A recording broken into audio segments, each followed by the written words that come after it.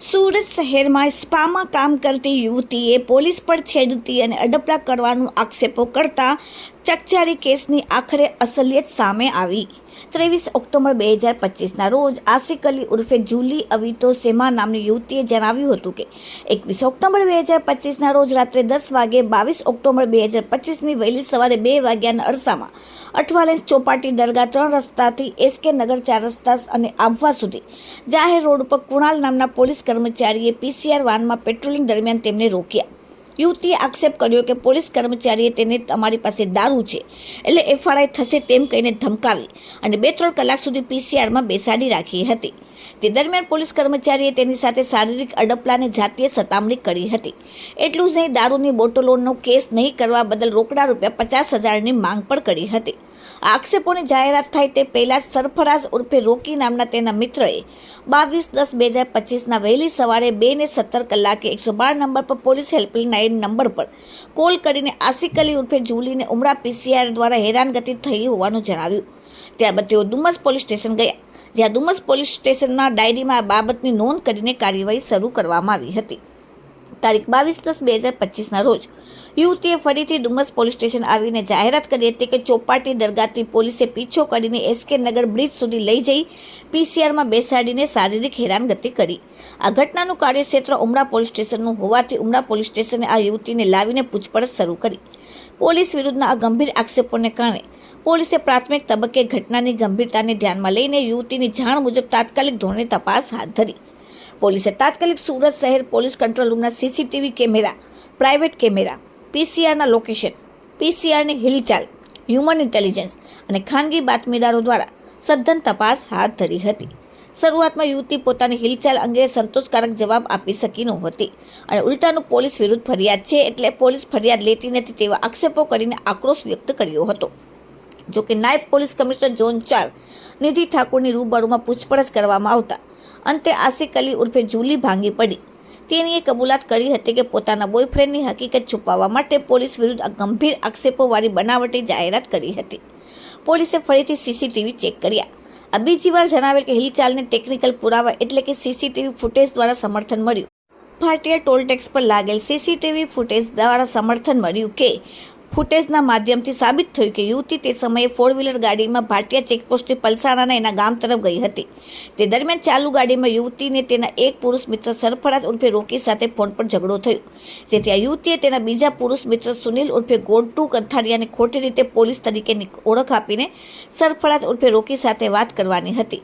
Technical surveillance ટીમની મદદથી mobile location અને વાતચીતના રેકોર્ડ પરથી સાબિત થયું કે યુવતી તેના પુરુષ મિત્રો સુનિલ કંથારિયા સાથે ફરવા ગઈ હતી।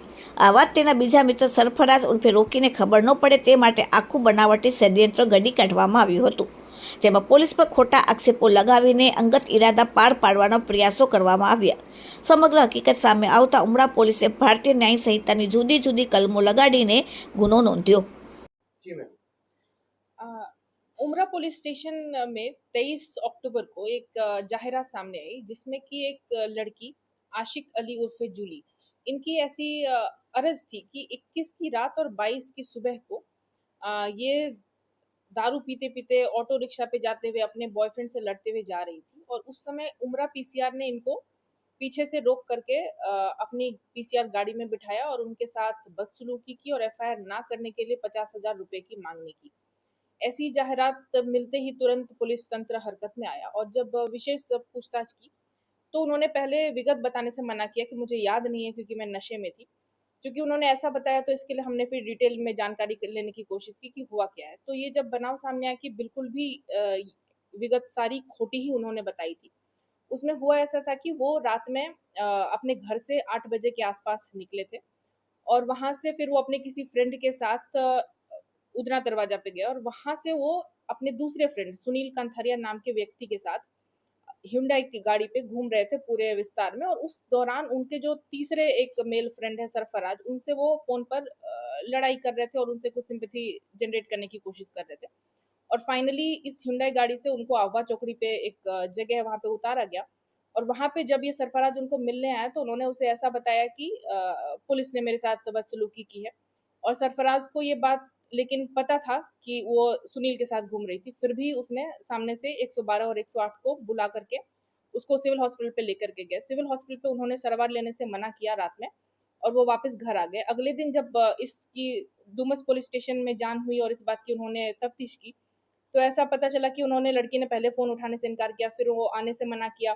फिर जब वो आए तब उन्होंने ये पुलिस के द्वारा की गई बदसलूकी की बात की जानकारी दी और उसकी जब विशेष हमने तपास की और सारे सीसीटीवी फुटेज सर्वेलेंस के दौरान जब हमने पाया कि ये बात बिल्कुल खोटी है और उन्होंने पुलिस बन करके धोखा देने की कोशिश की है और पुलिस का बदनामी करने की कोशिश की है, तो इन तीनों के खिलाफ उमरा पुलिस स्टेशन में एफआईआर दाखिल की गई है, जिसमें भारतीय न्याय संहिता के 4 सेक्शंस लगाए गए हैं।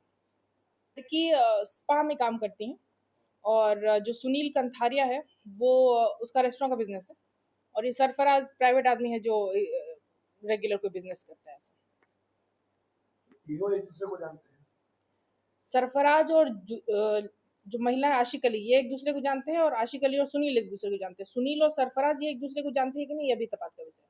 ये करने का पैसे का मकसद एक तो उनका जो पर्सनल मैटर लव ट्रायंगल का इशू चल रहा था कि अपने पुरुष मित्र को सहानुभूति लेना, उसे जेलस करना, ये और मोस्टली ये पर्सनल मैटर ही अभी लग रहा है और फाइनली आगे इसमें कोई और मोटिव है कि नहीं, पहले कभी ऐसा किया है कि नहीं, ये हम अभी तपास में अगर सामने आएगा तो आपको जान करेंगे। नहीं, इसमें तो ध्यान देने के लिए उसको पुलिस को बीच में लाने की क्या जरूरत है? तो कहीं पे भी आपस में बात कर सकते, कुछ भी कर सकते। पुलिस का इस्तेमाल क्यों किया गया? पुलिस का इस्तेमाल, ये आइडिया उनको कहाँ से आया ये हमें नहीं पता कि उसको पीसीआर सूझा कहाँ से कि ये बात हम बोले कि पुलिस की गाड़ी ने मुझे रोका और उसके साथ बदतमीजी की। लेकिन एक कॉल रिकॉर्डिंग में ये सामने आया कि जो महिला है, उसके जो सुनील कंथारिया नाम का दोस्त के साथ जब वो हुंडई में घूम रही थी, तब उसने इस महिला ने अपने सरफराज को फ़ोन किया और उसमें उसने उस लड़के को फ़ोन दे दिया और उसने ऐसा बोला कि मैं चौक बाज़ार डीसीबी से कोई विजेंद्र सिंह सोलंकी बोल रहा हूँ और आगे की कोई बात की कि भई पैसे दे दो ऐसा कुछ करके। तो शायद ये उन दोनों के बीच की आपस का एक आइडिया उनके दिमाग में आया होगा कि इस तरह से करके हम सहानुभूति ले सकते हैं। बाकी कोई पर्टिकुलर इनका मोटिव था या नहीं था, ये अगर तपास में सामने आएगा तो हम जान करेंगे।